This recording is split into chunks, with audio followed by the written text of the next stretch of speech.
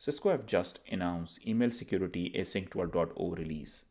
As part of this new software release, we are introducing a new feature, which is a cloud service, and it is referred as Sender Domain Repetition. So what it does, it provides reputation for email messages.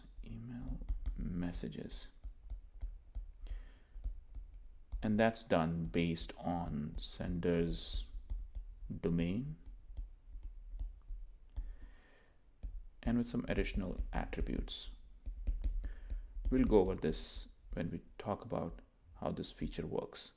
So this is the functionality. So what's the benefit to our customers? This feature, sender domain repetition, improves overall spam and phish detection efficacy. So it's all about improving the efficacy of the system. In this case, the system is Email Security Appliance or Cisco's Cloud Email Security Gateway. So what's doing? It's improving the overall spam and phish catch rate. And that's the benefit to our customers. So we talk about the functionality, we talk about the benefit to our customers. Let's go over some of the key use cases. Starting with the first use case, this feature, sender domain repetition, helps in blocking attackers who are hiding behind shared IP infrastructure, such as O365, G Suite. So what they're doing, they're basically trying to bypass the IP-based reputation check because the reputation of O365 and G Suite is pretty good. So that way they can attack the end users. That's the first use case. The second use case is this feature will help in blocking emails coming from compromised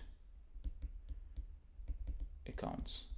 You know, these days a lot of credential phishing are happening and the accounts are taken over, especially at O365 layer where, you know, for example, somebody took over an O365 account and you can join any thread by changing reply to header and putting their own email addresses. So this feature will address that use case. So let's explain this feature in a deployment scenario, and we'll try to address these two use cases as well. So here's a deployment scenario where I got two companies and an attacker. Company A, Company B, and an attacker. Company A is running their mailbox infrastructure on O365. Company B is also running their mailboxes on O365 infrastructure. The difference between Company A and Company B, you can see that there is an additional layer of security is added, which is Cisco's Cloud Email Security Gateway is protecting Company B's mailbox infrastructure here of O365.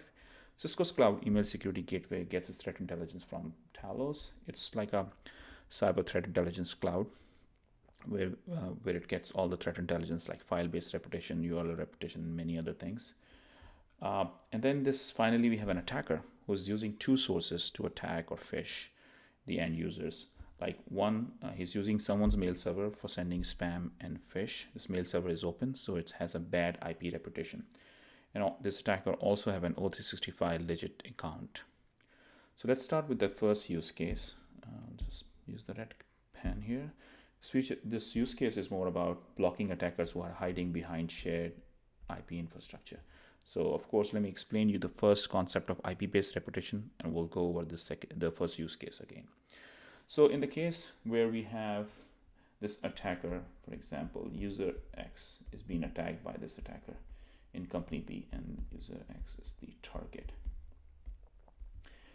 for this attacker. So what this attacker is going to do, he will create a sort of a small phish message. Say he'll change the from header and make a different user, let's say user B or something, and then we have a bad domain.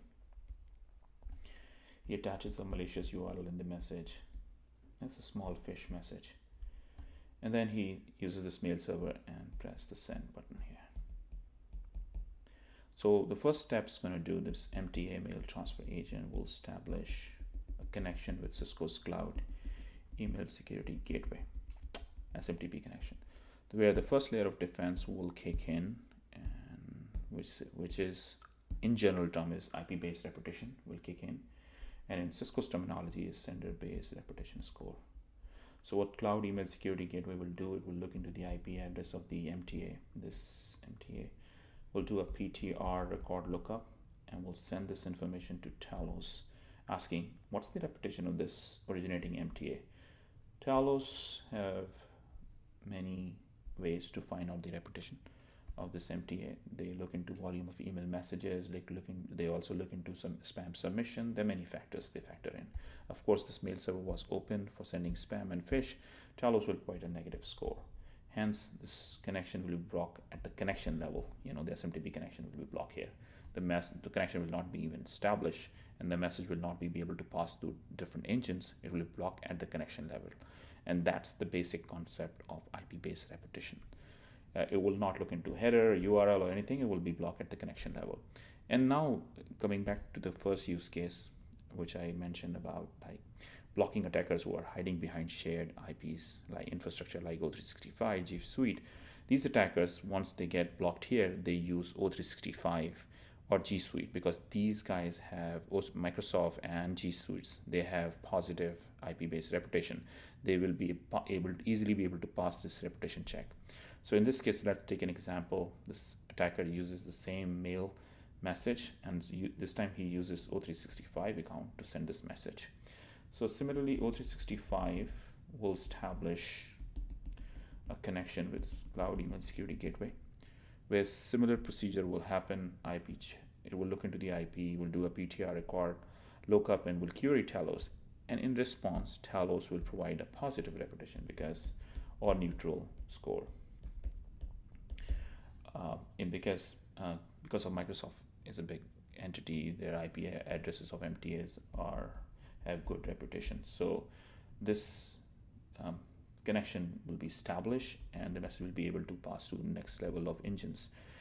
If there is a possibility that it may land up into the mailbox of user X, this message. In case you have sender domain reputation enabled here in 12.0 running. So what's going to happen? This message will now be looked with a different lens. So what's going to happen? Sender domain reputation will look into each email header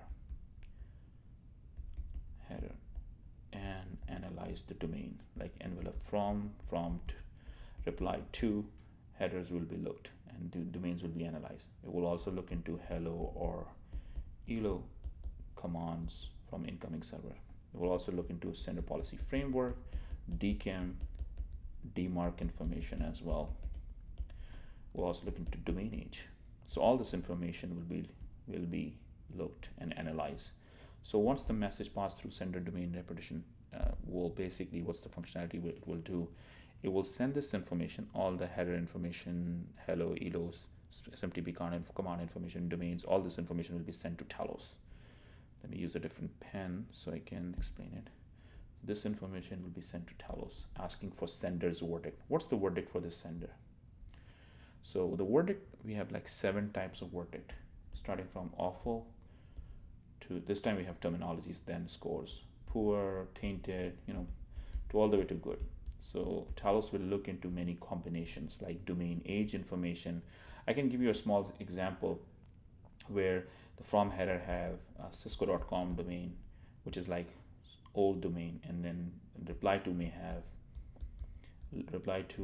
header may have a domain that is freshly spent, like it's 4 days old.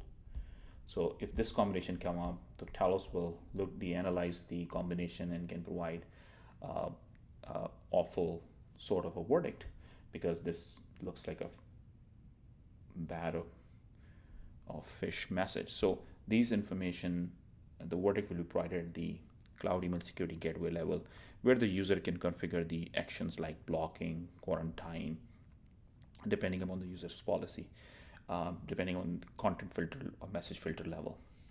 So that's being done. So this is just to give you an example. This is how the first use case, sender domain reputation, will address. The second use case is very simple and similar. For example, in company A, there's an account being taken over by this same attacker. he will use the same message, let's say, and change the reply to header, let's say reply to header, and make his personal email Arshad at cisco.com or something, some bad domain here, let's say not cisco.com but some bad domain, put it here.